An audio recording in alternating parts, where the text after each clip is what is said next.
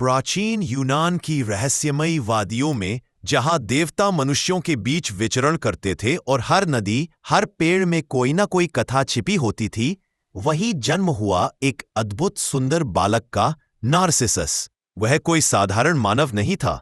उसके पिता थे नदी देव सेफिसस और माता थीं एक जल अप्सरा लिरियोपे। जब लिरियोपे ने अपने पुत्र को जन्म दिया तो उसकी सुंदरता देखकर स्वयं देवता भी चकित रह गए। उसकी आंखें नीले आकाश जैसी गहरी थीं पर उसकी बालों में सूर्य की किरणें झलकती थीं। उसकी मां को चिंता हुई कि इतनी सुंदरता कहीं उसके जीवन को संकट में न डाल दे।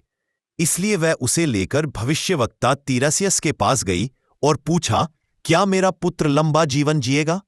तीरसियस ने रहस्यमयी उत्तर दिया, हाँ, लेकिन केवल तब जब वह स्वयं को नहीं देखेगा। यह भविष्यवाणी वर्षों तक एक रहस्य बनी रही। नार्सिसस जैसे जैसे बड़ा हुआ, उसकी सुंदरता की ख्याति चारों दिशाओं में फैलने लगी। स्त्रियां, अप्सराएं, यहां तक कि देवियां भी उसकी एक झलक पाने को व्याकुल रहती थीं। लेकिन नार्सिसस में एक दोष था। वह अत्यंत आत्ममुग्ध और घमंडी था। वह किसी के प्रेम को स्वीकार नहीं करता था। जो भी उससे प्रेम का इजहार करता, वह उसे तिरस्कार से ठुकरा देता। उसके लिए प्रेम एक दुर्बलता थी और वह सबसे श्रेष्ठ मानता था। उसने कई दिल तोड़े लेकिन कभी पश्चाताप नहीं किया। वह अपने सौंदर्य को एक वरदान नहीं बल्कि एक अधिकार समझता था। इसी घमंड के कारण एक दिन एक पर्वतीय अप्सरा जिसका नाम था एको, नार्सिसस पर मोहित हो गई। एको को पहले ही एक श्राप मिला था। वह किसी से पहले बात नहीं कर सकती थी, केवल दूसरों के शब्दों को दोहरा सकती थी। जब उसने नार्सिसस को देखा तो उसका हृदय प्रेम से भर गया। वह उसके पीछे पीछे चलती रही लेकिन कुछ कह नहीं सकी। जब नार्सिसस ने मुड़कर पूछा, कौन है वहां? तो एको केवल दोहरा सकी, वहां। यह सिलसिला चलता रहा और अंततः जब एको ने अपने प्रेम का इजहार करने की कोशिश की तो नार्सिसस ने उसे भी अपमानित कर दिया। एको का हृदय टूट गया और वह धीरे धीरे विलीन हो गई।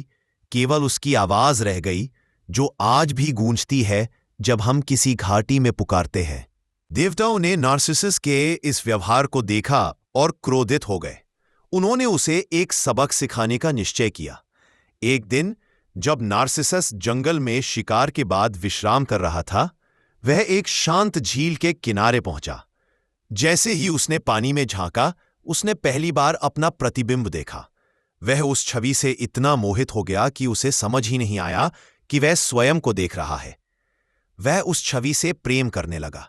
हर दिन, हर रात वह वहीं बैठा रहता, उस चेहरे को निहारता, उससे बातें करता और उसे छूने की कोशिश करता। लेकिन जैसे ही वह हाथ बढ़ाता, पानी की लहरें उस छवि को मिटा देतीं। धीरे धीरे वह खाना पीना भूल गया और उसी स्थान पर बैठा रह गया जब तक कि उसकी मृत्यु नहीं हो गई। कहा जाता है कि जब नदियों और पेड़ों ने उसे खोजा तो वहां केवल एक सुंदर फूल मिला जिसे आज भी नार्सिसस कहा जाता है। यह फूल उसी स्थान पर उगा जहां वह बैठा था और उसकी झुकी हुई पंखुड़ियां आज भी उस झील की ओर झुकी रहती हैं, मानो वह अब भी स्वयं को निहार रहा हो। यह फूल आज भी आत्ममुक्ता का प्रतीक माना जाता है। नार्सिसस की कहानी यूनानी मिथकों में इसलिए प्रसिद्ध है क्योंकि यह आत्ममुक्तता और घमंड की पराकाष्ठा को दर्शाती है। यह एक चेतावनी है कि जब कोई व्यक्ति केवल स्वयं से प्रेम करता है और दूसरों की भावनाओं को तिरस्कार करता है तो उसका अंत अकेलेपन और विनाश में होता है। आज भी नार्सिसिज्म शब्द का प्रयोग ऐसे व्यक्तियों के लिए किया जाता है जो स्वयं में ही इतने डूबे होते हैं कि उन्हें दूसरों की परवाह नहीं होती। यह शब्द मनोविज्ञान में भी एक गंभीर व्यक्तित्व विकार के रूप में जाना जाता है।